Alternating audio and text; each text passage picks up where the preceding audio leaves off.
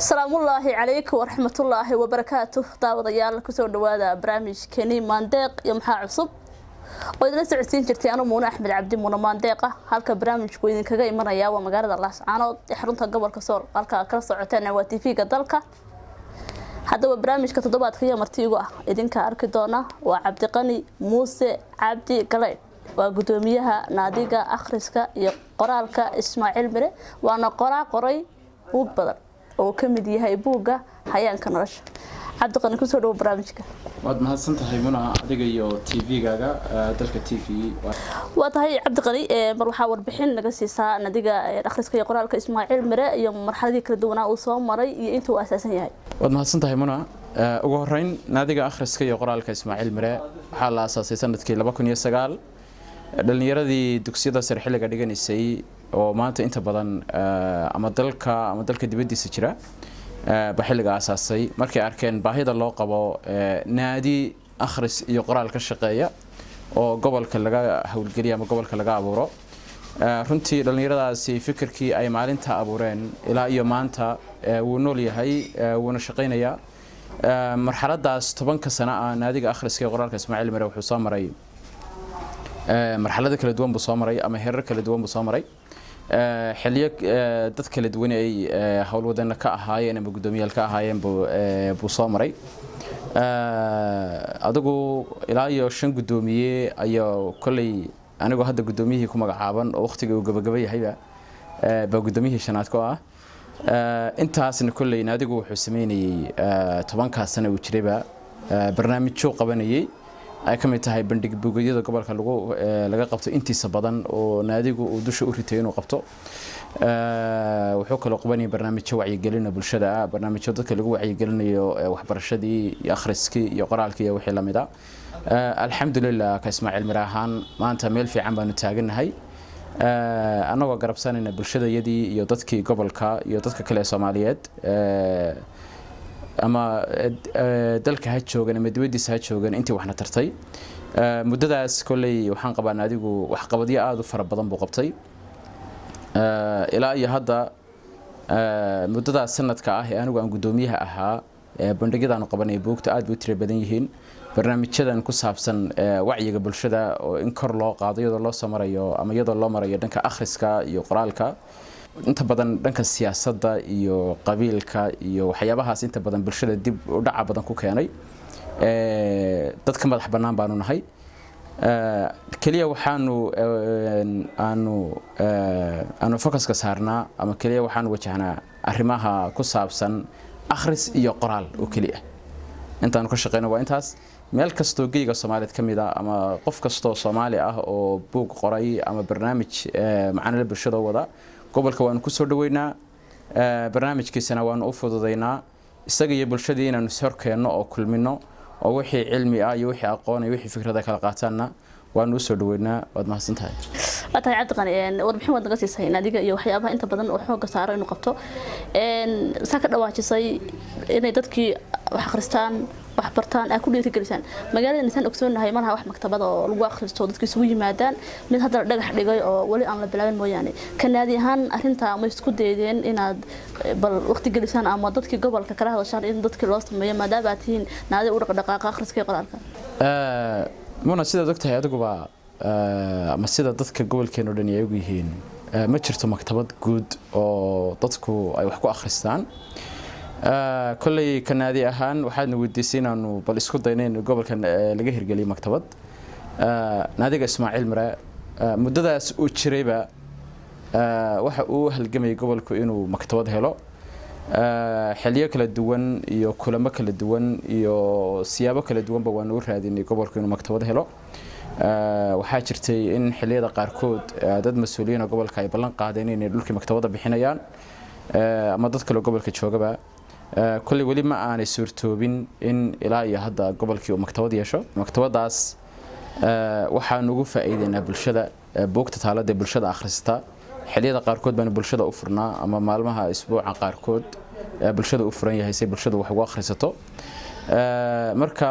insha Allah waxaan rajeynayaa gobolka inuu maktabad heli doono laakiin ilaa iyo hadda wax maktabada oo gobolka ka hirgalay ma ay jiraan anoo jooga ama gobolada kale ha joogeen ama dibadda ha joogeen in ay ka qayb qaataan sida gobolku oo maktabaduhu aan wax maktabada lahayn dhibteeda ay leedahay dad badan oo waxa jira arday ah oo akhris u baahan dad waxa jira tusaalahan cilmi baaris sameeyo kala jira marka waxa loo baahan yahay gobolku inuu maktabad helo waana wax kulay ka Ismaaciil Mire ahaan ku hawlanahay waxaan rajaynaynaa qof kasto reer Laascaanooda ama qof kasto Soomaaliyeed inuu halganka nala galo oo nagala qayb qaato sidii gobolku maktabadu heli lahaa oo waliba qoladina warbaahintu aad u horeysaan oo aad kaalintiina ka qaadataan aadiyad marka waxaan rajaynayaa insha Allah gobolku inuu maktabad heli doono waqti Cabdiqaniyo gudoomiyaha waxa tahay naadiga akhriska qoraalka Ismaaciil Mire hadda wada xilka wada haysay dhawaan xilkaad ka jigaysaa ka gudoomiyahan waxyaabaha ugu waaweyn aad oran karto waa qabtay naadiga guulaha la soo hooyay bay kamid tahay maxaa ka yeelaba in kasta wax badan ma qabatay naadiga hadafiya u yaala hadafyadaas oo ah in qof kasta oo ama gudoomiye ah ama hawlwadeena uu ka qayb qaato sidii loo gaari lahaa marka hadafyadaas guud ee naadiga siyaabaha lagu gaari lahaa baanu kala jijibinaa oo waxa weeyaan xilli kasta aanu hawlaha qayb aanu isku dayno in gudoon walba ay markuu yimaado hawlaha uu qayb qabto marka kulli anigu hadda oran maayo de wax weyn ma qabtay laakiin hawlaha naadiga aanu qabanay waxa kamid ah inta badan waa bandhigyada buugta oo dadka gobolka imaanaya ee buugta wada ama dadka Soomaaliyeed ee buugta waxtar kale qoray inaanu ku dhiirigelino inay gobolka yimaadaan buugta ay soo bandhigaan iyagii bulshadeena aanu soo horfadhiisino ku dhiirigelino inay wax akhristaan waxaanu abuurnay barnaamij la yiraahdo madasha aqoon-yahanka oo aanu ku kulmino dadka aqoon-yahanka ah ama waayaraga ah iyo da'yartii ama ardaydii jaamacadaha dugsiyada macaahida barnaamijkaas aan isleeyahay kulay waxtar weyn buu taray intii hadda la qabtay insha Allah wana barnaamij si socon doona bil walba la qabto waxa kale oo kamid ah dhameystirka xafiiskii naadiga ama maktabadii naadiga kulay sidaan ogsoonahay anaga kanaadi ahaan Ismaaciil Mire ma jirto awood dhaqaale ama cid gacanta nagu hayso fangarayso laakiin halka dollar iyo $2 aan xubnaha naadiga ka ururino ayaanu ku dibirnaa inaanu kiradii xafiiska maktabadii koobnayd ee naadiga waxa soo dhan inaan ku dhaqaajino alxamdulillah waxyaabaha guusha noo aan ku faani karnay kamid tahay marka waxaan oran karaa kulay hadda wax qabad weyn oo buuran ma jiro oo dawladna laga filan karay maadaama de taagtayada la ogaa marka waxaan rajaynayaa insha Allah in gudoomiyaha iga dambeeyay halka ka sii dhaqaajin doono hadii la yiraahdo wata Cabdiqani ataan ka soo noqonay wax qabadkii iyo waxyaabihii degsanaayo hore loo waday naadiga dhawaan xilkada wareejinaysa qof kasta wadid sida ku qoran dastuurkiina hal sano haya ka bacdi waa la wareejiyaa qofka naadiga miyuu ka sii madaxaada markuu gudoomiye mar noqday oo xilka ka dhamaado mise intuu xilkaas ka dhameeyo magaalada iska gala manay kulay xeerka naadiga aad waxaan filayaa war badan baad ka haysaa qofku marka uu gudoomiye noqdo horta marka hore gudoomiyaha noqonayo waa inuu xubin naadiga kamid ah soo ahaan jiray xubin naadiga kamid ah baa soo sharxi kartay inay gudoon noqoto xubintaas markay gudoomiye noqoto waqtigeedu uu dhamaado xil gudoonku waa 1 sano halkaas sana markay u dhamaato xubintii ma baacino laakiin naadiga ka simid ahaata sanad kasta waxa dhacda marka tusaale ahaan oo kale gudoon cusub markuu la wareego gudoonkii hore gudoomiyihii iyo gudoomiye ku xigeenkii wax la mid xubnay noqdaan xubnahaas caadiga ee naadiga un bay ka mid yihiin marka waxa dhacaysa marka xubnahaas xil gudoonku markuu dhaco isna inaanu xubno cusub qaadano ama xoog cusub inuu soo biiro kulay naadiga muhiim bay u tahay ma aha naadigu meel cid gaar ah isaga xidhan ama koox ama group ama wax ama cid macni fikrad gaar ah wata wax isaga xidhan maaha laakiin wax bulshada wada leeyihiin weeyaan marka waxaanu sameeynaa sida xeerka naadiga ku qoran gudoonku markuu dhaco ama gudoomiye cusub la doorto in misna la furo xubnihi naadiga la furo marka xubno cusub ay soo biiraan kulay xubnaha soo biirayna de shuruudaha lagu xidhaa iska wax weel meel iska soo gala maaha shuruudahaasina xubin kasta soo biiraysa shuruud ba laga saxiixaa warqadeeda saxiixda macni marka shuruudda akhristeed xubin walba markay qanacdo markaas ay ku soo biirtaa qofkii ku qanci waayana markaas uu banaankiisa ka jooga marka su'aashan jawaabta marka la ku soo celiyo xubinta gudoonka noqotay markiiba kama tagto naadiga laakiin waa xubin adiga ka mid ah si ahaataa waa tahay cabdiqani haddaynu intaan adiga iyo akhriska iyo qoraalka Ismaaciil Mire kaga soo noqono iyo guddoonkaagaba waxaa tahay qoraal buuggan aadka u quruxda badan ee hayaanka nolosha qortay kaligu dhalinyaraataa noloshina waa loo hayaansan yahay dad badan baa fahmeen hayaanka nolosha inta badan qofka markuu miyi ku soo barbaarayso anigoo kale hayaanka nolosha waad ka fahmi karaa laakiin dad badan baa wax dhahayaan hayaanka xagga dadka loo kaxeeyay bal buugga waxyaabihii kugu dhaliyay buuggan hayaanka nolosha muddo hadda laga joogo 2 sano baan qoray laakiin ifka wuxuu joogaa 1 sano kullay muddo qoraalkiisu soconayay waana buug ugu horeeyay aan qoro ayuu ahaa muddadaas kullay wax kasta marka kugu cusubi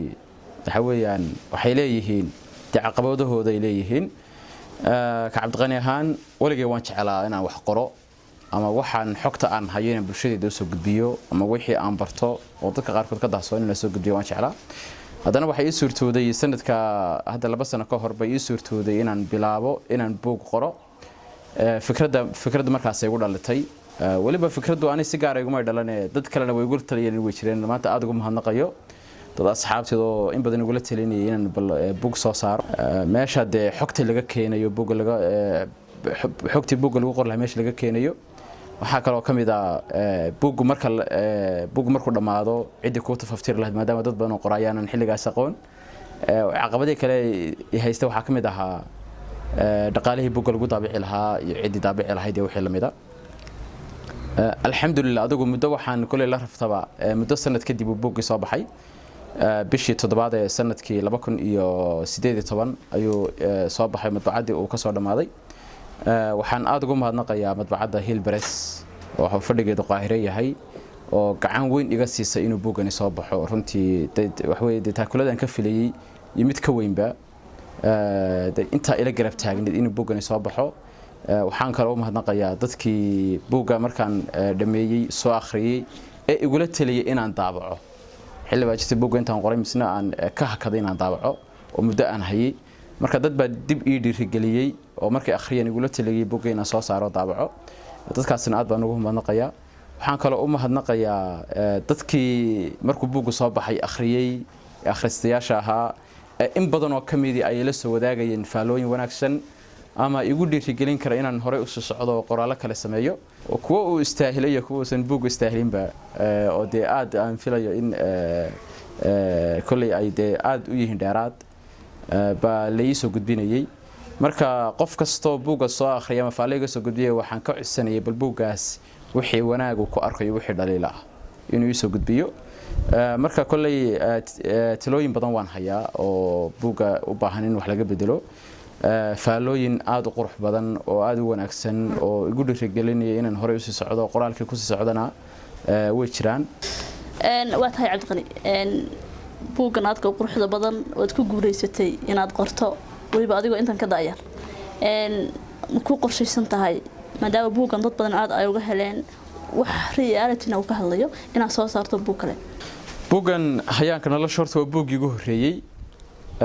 waxaan soo saaray hadda sanad ka hor sidaan hore u sheegay kulay dad badan way igu dhiirigeliyeen inaan qoraalka sii wado anna waxaan jecelahay marka maadaama qoraalkaygu intaas oo dhan aan ku haminayay inaan wax soo saaro ama inaan wax qoro ay waqti badan igu qaadatay ama xitaa hankaygu inuu hirgalo inaan wax soo saaray de waqti waxay u baahan tahay qof mar wax soo saaray waxa inuu aqoonteedii leeyahay way aragnimadeedii leeyahay waxaan aaminsanahay buuggan kulay de intii awoodayda ah buuggaas aan isugu geeyay waxaan jecelahay wixii wanaag ah aan isleeyahay bulshada wada soo gudbin kartaa dhanka qoraalka inaan soo gudbiyo kuma oran karo hadda halkaas aan ku joogsanaya wixii qoraala laakiin waxaan aaminsanahay ama waxaan rumaysanahay inaan wax dambe soo saari karo hadii Ilaahay daayo oo de waqtiga Ilaahay nagu simo marka kulay hadda way ugu jirtaa sanahay de qoraalku inaan halka ku joogsan qofkii wax soo saara oo hore u sii socdo fikran aaminsanahay anna kulay qorshahaygu wuu yahay inuu de qoraalku inuu inta ka sii bato tay cabdiqani nasaaro sheegay waxa marna guntiga gabagabada barnaamijkeena frinta aad dirayso ugu dambeyn maxay tahay waxaan isleeyahay kulay fikradda ah in dadka qof kasta wuxuu aaminsan yahay in bulshada dhinac laga dhisi karo oo dhinacaas oo dadka ku dhiirigeliyo waa muhiim anigu waxaan aaminsanahay bulshada Soomaaliyeed kulay waqti dheer arrimo siyaasadeed iyo arrimo qabiil iyo wixii la mid ah iyo arrimo kooxo gaara ayaa dib u dhigayay haddana waxaan isleeyahay kulli waxaa jira baraarug ah dadku inay dhankii aqoontii u jeestaan oo akhriskii ay u jeestaan dadka intii aqoonta lahaydna ay wax soo saaraan oo buug badan oo af Soomaali ah oo cilmigii ku qoran ama cilmi muhiim ah ku qoran yahay baa jira oo laga yaabo 10 sano ka hor ama 20 sano ka hor inaan jirin marka bulshada Soomaaliyeed meel kasta joogto waxaan kula dardaarmi lahaa waxaan ku boorin lahaa in ay aqoontooda kor u qaadaan sababtoo ah dadku haday aqoontooda kor u qaadaan wax badan oo hadii ayna aqoon lahayn macni ku iman lahaa bay ka baaqsan karaan inay u soo gudbiyaan dadka tusaale ahaan bulshada qaybaheeda kale ama arday ha ahaato ama aqoonyahan ha ahaato ama qaybaha kale bulshada ha ahaatee iyaguna in aqoontii laga faa'iideysto oo waxay meel ku gaari karnaa waa aqoon bulshooyinka adduunka inaga tagay waxaynu ku baacsan kareen waxaynu kaga daba karnaa waa aqoon weeyaan waa tahay daawadayaal waxaa intaa noogu eeg barnaamijkeeni Mandeeq iyo maxaa cusub maanta igu marti ahaa Cabdiqani Muuse Cabdi Galeydh oo ah gudoomiyaha naadiga akhriska iyo qoraalka ahna qoraada yar barnaamijku waxa la socodsiinayaan Muna Mandeeq halka kala socoteen waa dalka TV naka iyo bahda TV-ga dalka isku duwan waxaan kaga tageynaa salaamu alaykum wa rahmatullaahi wa barakaatuh